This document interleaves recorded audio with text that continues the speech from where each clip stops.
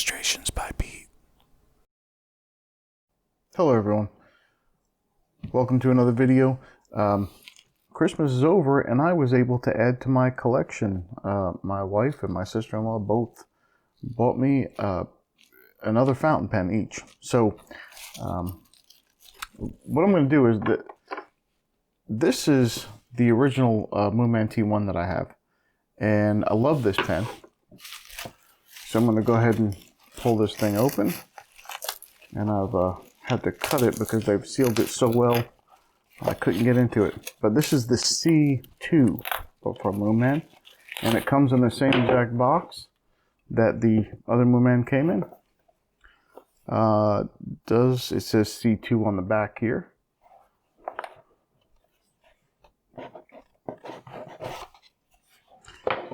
Okay, so this one's a little bit different. So the original MOONMAN here has where you just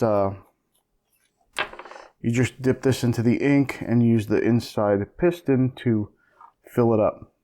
And this one, let's see here. This one has an eyedropper, so I'm guessing, since there's no piston on the back, that you just open this up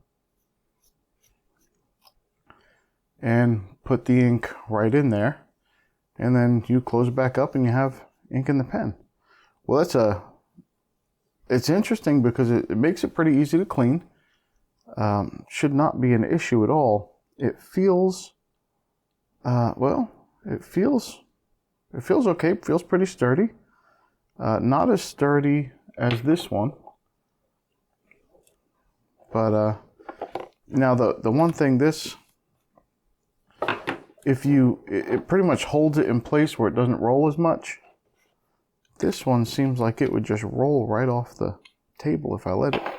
Yes, and it absolutely would. There's nothing stopping it from rolling. Of course, my desk is fairly flat, so it just rolls a little bit. But let's see here. I don't know if I'm going to use the eyedropper. I've heard that using, let me see. Well, yeah, that's not a problem. Usually those little ink syringes work well too. But I'm going to go ahead and fill this up. Got some paper towel here that I used some watercolor with, so that's fine. And I'll go ahead and fill this up. If you take a big binder clip, you can put it in like that, and it'll at least hold it up. It's a little wobbly. I probably won't. I'll be careful with it. I'll do my best to be careful with it. So I'm going to put in, I was going to put in a diamine ink, but I think I'm going to go, bought this a while ago, and a lot of people say, don't put this in your fountain pens, but carbon ink, it's designed for a fountain pen. It's a fountain pen ink. There is, from what I understand, there is a pigment in there, but it's just ground so fine that it doesn't stop up the pen. And I cannot read any of that. So I don't think there's anything on here that will do me any good. So a lot of people have used these. I use this ink for their fountain pens, and I'm going to do the same thing and hopefully not ruin this one. I will clean it out. I'll clean it out as much as I can. Probably once every couple weeks, probably. And for now, I will just, yeah, oh, it has a pen holder in there. Look at that, for, I guess, for when you have something you can use that for. That's fine. So I'm going to put this in here. Hope not to make a mess. I probably will. That's okay.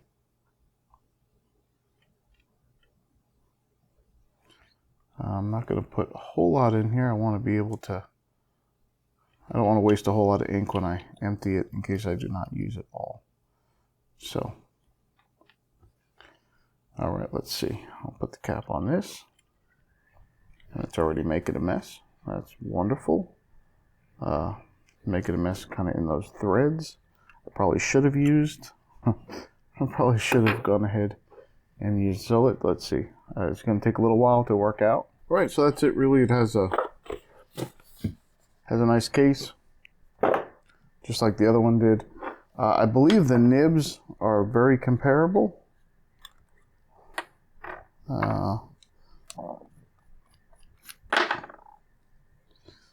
Yeah, it looks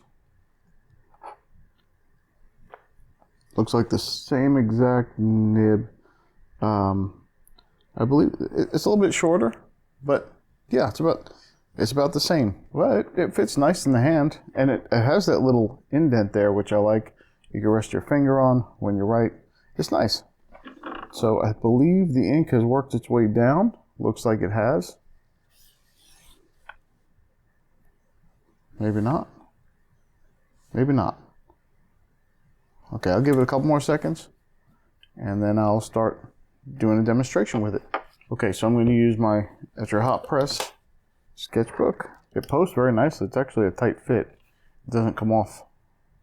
And usually I don't like to post the cap, but in this it feels good. It's not too long, and it doesn't add a whole lot of extra weight. This is a very lightweight piece right here, so it works out well. Okay, so I'm going to get into this, and right away I noticed it was pretty smooth, but I do have one complaint, and it's not the pen, and that is the carbon ink. It at first everything was fine, and I would go a little while, and then I'd put the pen down and swap over to the other pen for a little bit. And the reason that I did that is because in the MOONMAN T1 pen that I have that what's it called? Smoke on the water ink. And so you'll see when I put it down real thick, it looks reddish. And then if you put it down thin, it looks greenish. And sometimes as you're going with the lines where a little bit where the ink kind of, like at the end of a line or something where the ink kind of gets a little bit pulled a little bit, it gets reddish, so you have like a greenish line with a reddish end. It's pretty cool. It's a really nice ink. So I just did that to throw some splashes of color in there, and you see those little, on the bottom left there, those little swirl things that I put around the edge there. That was done with that ink, and they look red. I don't know if it'll come off in the final picture, but they look red. And then later on, when I do little accents on the very end on the top right that you'll see, they'll look a little greenish. But and in the middle part also, I'm about to use it to fill in some space. And when I do that, it looks kind of green because I put it on a little bit thinner. So it's a very interesting ink. Anyway, so I put that down for a little bit, and then the carbon ink would kind of, I don't know if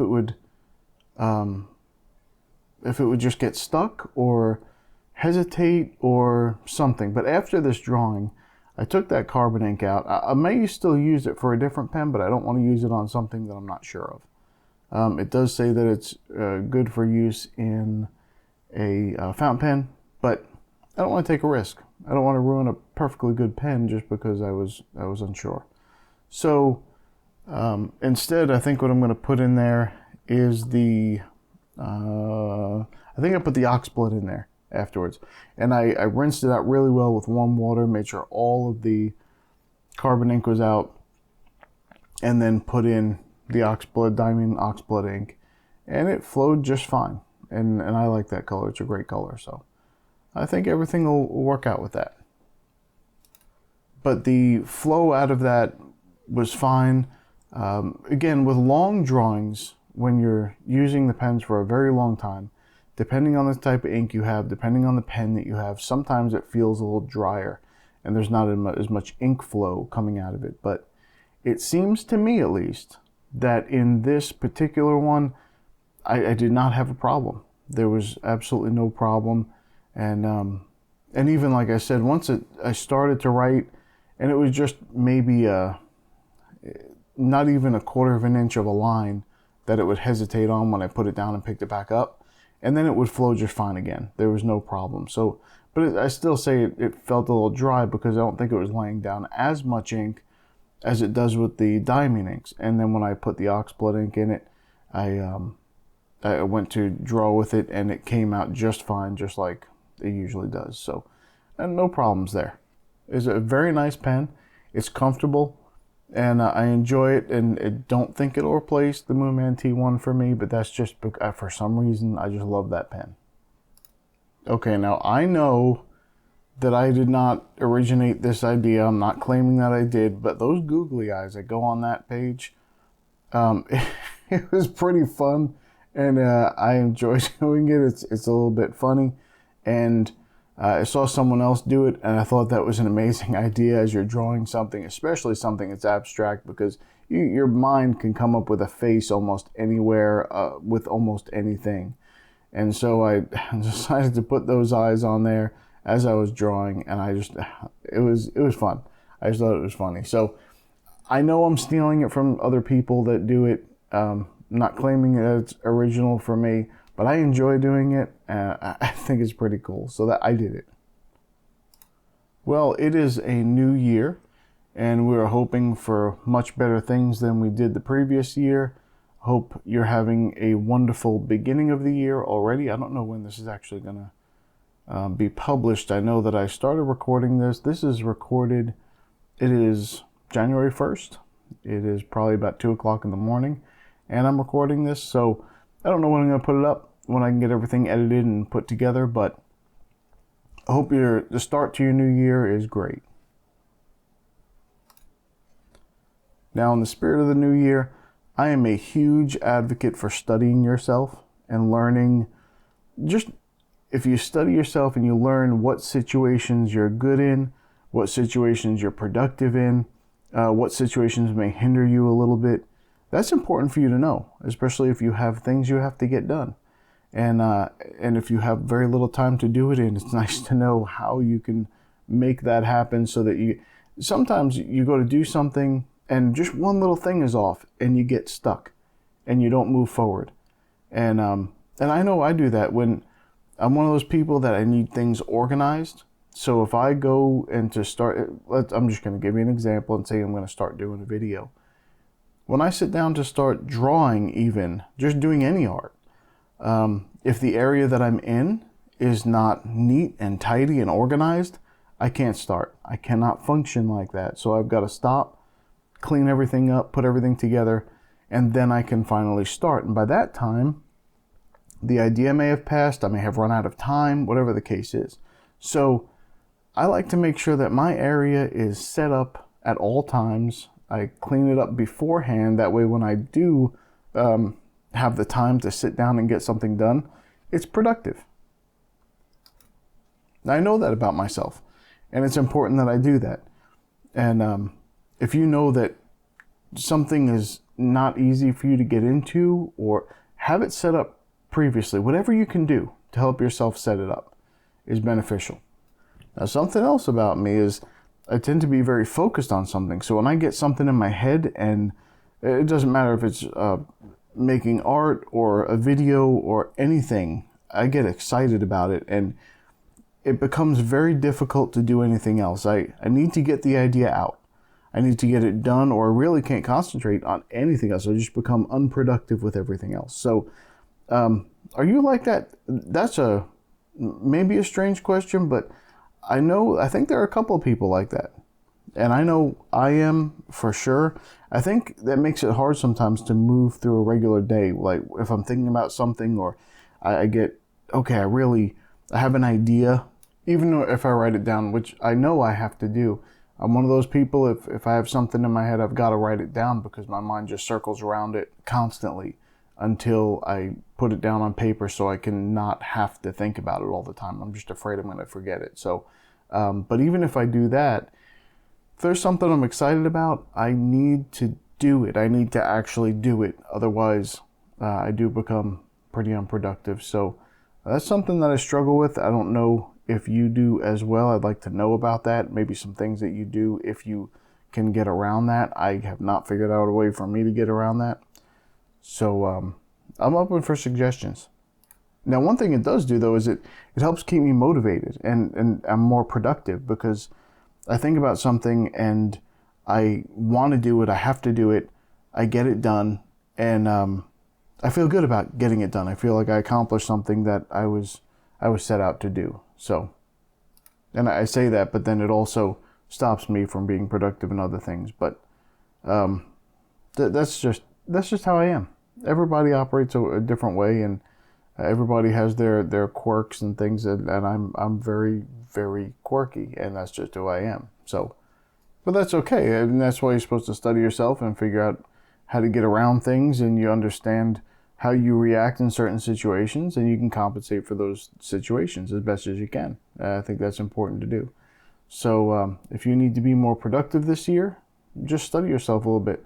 Pay attention when you can't get something done right, or you get frustrated with something, and try and figure out if there's a way around it. See if there's a way that you can become more productive, or you can just be calmer and more relaxed because you understand something about yourself.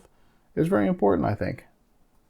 And I don't mean to jump on a different subject this quickly, but I tend to do that. You know that by now if you've listened to any of my other videos.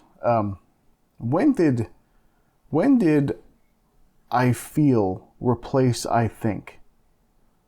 If someone says, I feel like I've done that before, is it a feeling, or would you say, I think I've done that before? I don't know when that happened. It irritates me a little bit though, because I think a lot of, and I just said I think, because that's the case. I think that when people say I feel, they really mean I think most of the time. But they say I feel because somewhere along the line someone told them no one can tell you how you feel. But they can tell you if what you think is wrong, but they can't tell you what you feel is wrong. So although you can feel something wrong, if you see someone, I don't know, maybe they're eating an orange and they peel the orange, and somehow you think that that's a threat to you, you're feeling wrong. I mean, there may be an instance where your feelings are wrong. It's okay that happens, and I'm sure you can get some help for that, but you can feel wrongly about something. It's a true statement. Now, you can also think wrongly about something, but people tend not to jump on you if you say I feel versus I think. If you say, look, I think that you're being threatening, then people say, well, you're probably a little crazy because I just peeled an orange. But if you say I feel like you're threatening me, I don't know. Maybe people look at that and say, well, you can't tell them how they feel. Well, no, you can't, but you can tell them if what they're feeling is wrong, right? Well, I don't know. Maybe you can't anymore. Who knows? So now that it is a new year, I'm sure some people have some resolutions. There are some very popular ones that go around. I would love to hear what your resolution is. If you want to share that and put it down in the comments, that would be wonderful.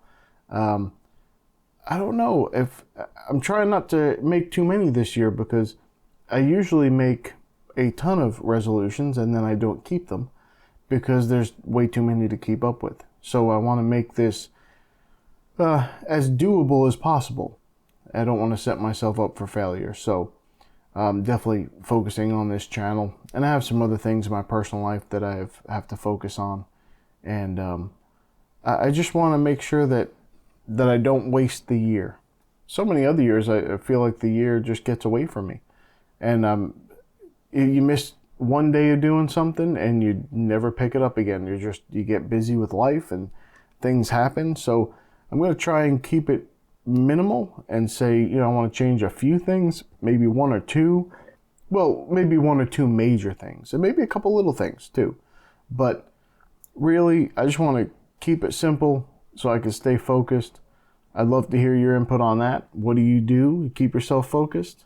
I don't like, I've heard all the stories about people, they write something down on a piece of paper and keep it in front of you and put it up on your wall and put it on your fridge and put it in your car. And that doesn't work for me. It never worked for me. I've done that before. I did that whole, that whole positive thinking thing. And, I guess I never really did the whole thing. But anyway, you did the whole, keep your goals in front of you so you can stay focused. And I know what my goals are. Every day that I live my life, I know what my new goals are. The things that I want to accomplish versus what I've already accomplished. I know what those are. And So that part doesn't work for me. And, you know, people put cars and things that they want on boards, and that's not for me. I just want to know that whatever I do is the best that I can do. And as far as I get is the best that I can. That's it. Whatever in my control, I do the best I can. And I just go forward from there. If you do something different, that's fine. But this is what works for me. Well, this video is coming to a close. If you watch my videos, thank you very much from the bottom of my heart. I really appreciate the time that you spend looking into what I'm putting out. I hope you're entertained a little bit. And if you enjoy it, please subscribe to the channel. I will get a video out to the best of my ability at least once a week. I was going to do a every Monday thing, but I just want to. I don't want to hold videos in reserve just because I need to put one out on a Monday. I want to make sure that whatever I have, I can put out. And if it's Monday, Tuesday, Wednesday, whatever day it is, I'm going to try and put it out. So I definitely look forward to this year. Thank you very much for watching, and I will see you in the next video. Bye.